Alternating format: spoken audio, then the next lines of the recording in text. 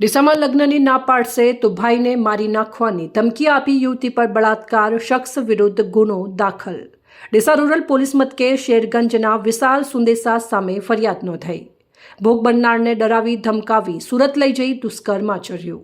બનાસકાંઠા જિલ્લાના Deesa rural police મથક હેઠળના વિસ્તારમાં એક સનસનીખેજ બળાત્કારની ઘટના સામે આવી છે, જેમાં એક યુવકે યુવતીના ભાઈને જાનથી મારી નાખવાની ધમકી આપી અપહરણ કરી સુરત લઈ જઈ તેની મરજી વિરુદ્ધ શારીરિક સંબંધ બાંધ્યા હોવાની ફરિયાદ નોંધાતા ચકચાર મચી ગઈ છે।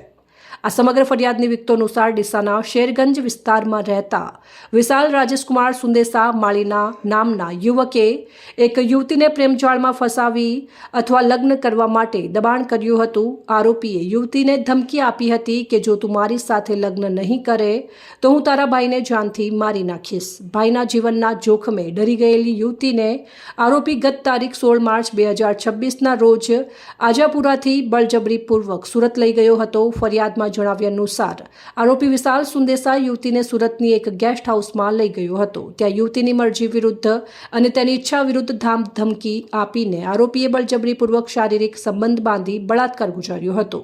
આ ચકચારી ઘટના બાદ ભોગ બનનાર યુવતીએ હિંમત ભેગી કરી ડીસા રૂરલ પોલીસ મથકે આપબીતી જણાવી હતી। પોલીસે આરોપી વિશાલ રાજેશકુમાર સુંદેસા વિરુદ્ધ દુષ્કર્મ તેમજ જાનથી મારી નાખવાની ધમકી સહિતની વિવિધ કલમો હેઠળ ગુનો નોંધી વધુ તપાસ હાથ ધરી છે। હાલમાં પોલીસ આરોપીઓને ઝડપી પાડવા તેમજ મેડિકલ તપાસ સહિતની કાયદેસરની કાર્યવાહી હાથ ધરી છે।